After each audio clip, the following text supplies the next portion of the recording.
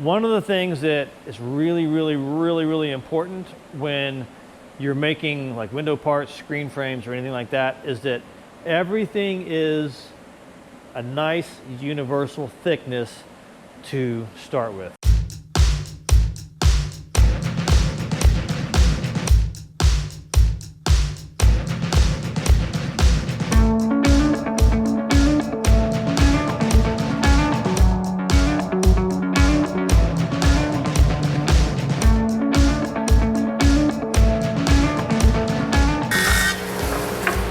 Okay, here's another thing that's really important to know is that whatever setting I put the planer at, I send all of my wood through at that time, at that setting, so that it all comes out a uniform thickness, all right? I've gone through a couple of times, okay, and I'm gonna check to see what my thickness is.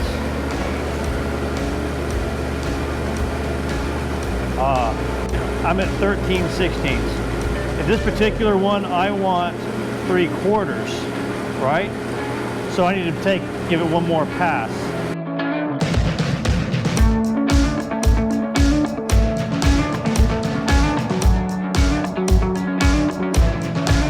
Is that 3/4? It is 3/4, but look, I want you to see, it says 3/4, but that's a very strong 3/4. Okay, that's fine. As long as every piece is the exact same strong 3/4, and they are. You put the two pieces side by side like this, and you check with your fingers that they are the exact same thickness. That's really important. See that?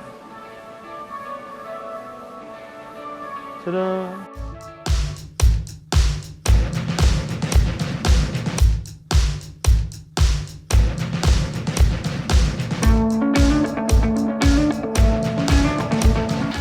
So these are all my parts for my screen frame I'm going to make. These are my stiles, and these are my rails. And the important thing to understand is that they are all the same thickness. Like see how when that lines up right there, boom, that's the exact same thickness. I can go over that joint with my fingernail and not get caught. That's really important, because when you're setting up your mortise and tenon joinery and you're going to use machines to do it, and you're going to do multiple pieces, you want your work and your setups to be repeatable. For example, a tenon on this piece here, I want to be able to make it quickly, and I want to be able to make it in a repeatable fashion quickly. And if this thickness, and this thickness are the same, then when I go to make this tenon and that tenon thickness will be the same.